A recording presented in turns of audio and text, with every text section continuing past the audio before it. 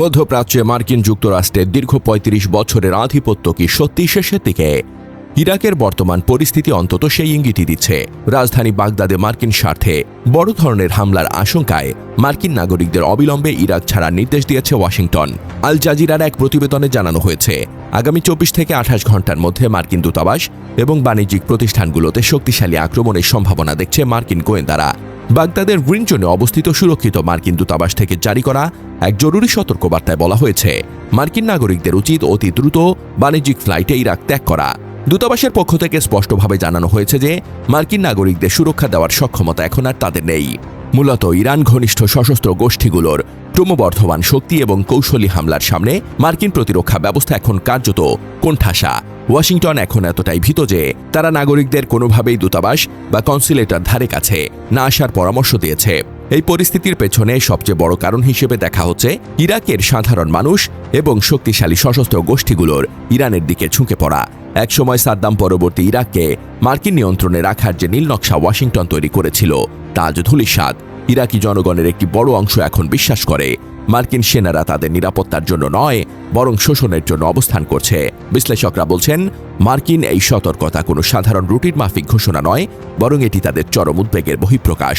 আল জাজিরার প্রতিবেদন অনুযায়ী ইরাকি নিরাপত্তা বাহিনী মার্কিন অপহৃতদের খুঁজে পেতে ব্যর্থ হচ্ছে, যা প্রমাণ করে বাগদাদের ওপর থেকে মার্কিন নিয়ন্ত্রণ কতটা শিথিল হয়ে পড়েছে। ৪৮ ঘণ্টার যে আলটিমেটাম দেওয়া হয়েছে তা কার্যত মার্কিন প্রশাসনের অসহায়ত্বকেই প্রকাশ করছে। ইরাকের মাটি থেকে মার্কিনীদের বিদায় নেওয়ার এই যে সুর ধ্বনিত হচ্ছে তা শুধু মধ্যপ্রাচ্যে নয়, বরং বিশ্ব রাজনীতিতে মার্কিনীদের ক্রমহ্রাসমান ক্ষমতার একটি স্পষ্ট চিত্র। ইরাকের মাটিতে মার্কিনীদের এই বিদায়ের সুর বিশ্ব রাজনীতিতে একটি বড় পরিবর্তনের সূচনা করছে। এটি প্রমাণ করে যে দীর্ঘদিনের সামরিক উপস্থিতি এবং বিপুল অর্থ ব্যয় করেও একটি দেশের জনমত ও স্থানীয় শক্তির বিরুদ্ধে দাঁড়িয়ে থাকা কঠিন। ইরাকি জনগণ এখন আর মার্কিন সেনাদের মুক্তিদাতা হিসেবে দেখছে না, বরং দখলদার হিসেবে দেখছে। ইরান সমর্থিত মিলিশিয়াদের উত্থান দেখিয়ে দিচ্ছে যে শক্তির ভারসাম্য দ্রুত পরিবর্তনশীল। জানা যায়, ২০০৩ সালের ২০ মার্চ যুক্তরাষ্ট্রের নেতৃত্বে একটি জোট বাহিনী ইরাকে আক্রমণ করে।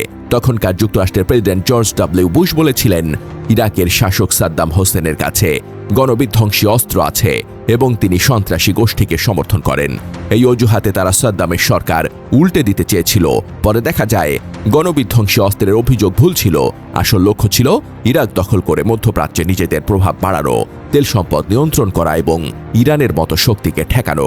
আক্রমণের পরপরই ২০০৩ সালের এপ্রিল-মে থেকে মার্কিন বাহিনী ইরাকে বড় বড় সামরিক ঘাঁটি স্থাপন শুরু করে।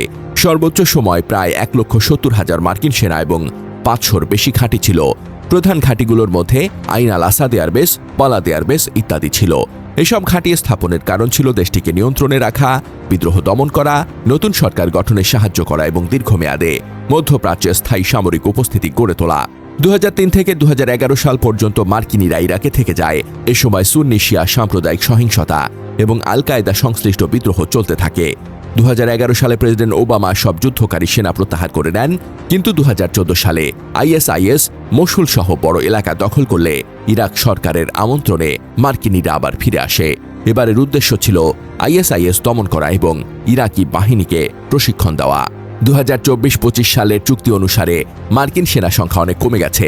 ২০২৫ সালের সেপ্টেম্বরের মধ্যে ফেডারেল ইরাক থেকে বেশিরভাগ সেনা সরিয়ে নেওয়া হয়েছে। এখন শুধু সীমিত সংখ্যক উপদেষ্টা ও কাউন্টার আইএসআইএস ফোর্স রয়েছে। ২০২৬ সালের মধ্যে কুর্দিস্তান অঞ্চল থেকেও প্রত্যাহারের পরিকল্পনা চলছে।